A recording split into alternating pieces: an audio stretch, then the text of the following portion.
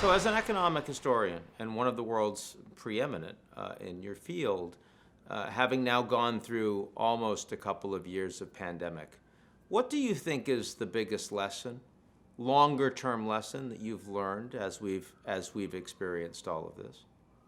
That we need to take the Cassandra seriously, right? Looking back on this, the emerging infectious diseases paradigm, the emerging infectious diseases paradigm, so-called, appeared in the 1980s. It ran in parallel with the climate change diagnosis.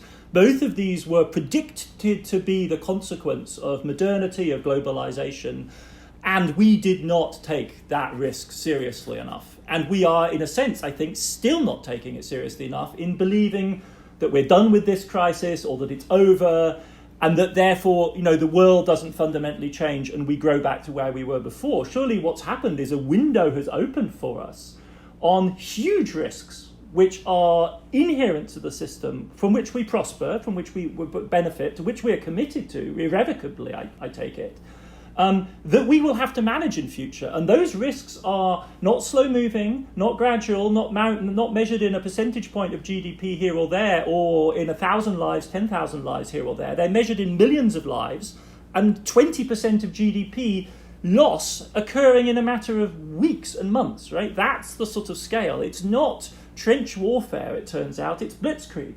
It's something that comes at you with lightning speed. And if you do not have the capacity to react quickly, you can be looking at the largest economic disaster in recorded history.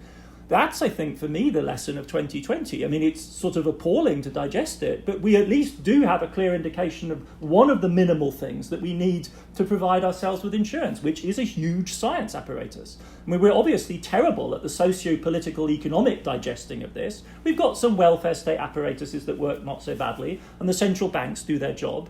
But to address this problem, we're really, hopelessly under-equipped. But we do have a magic wand. We do have a silver bullet. And we should be doubling down on that. I mean, technology, if it is, it's perhaps not, as it were, the most holistic answer. But if it's an answer, and it's our strong card, we really should be doubling down on it. I think that's the same basic approach also to climate change. Given the likelihood that we are not going to be able to address it in a holistic fashion, you would think that we would be making enormously larger investments in technologies in that area.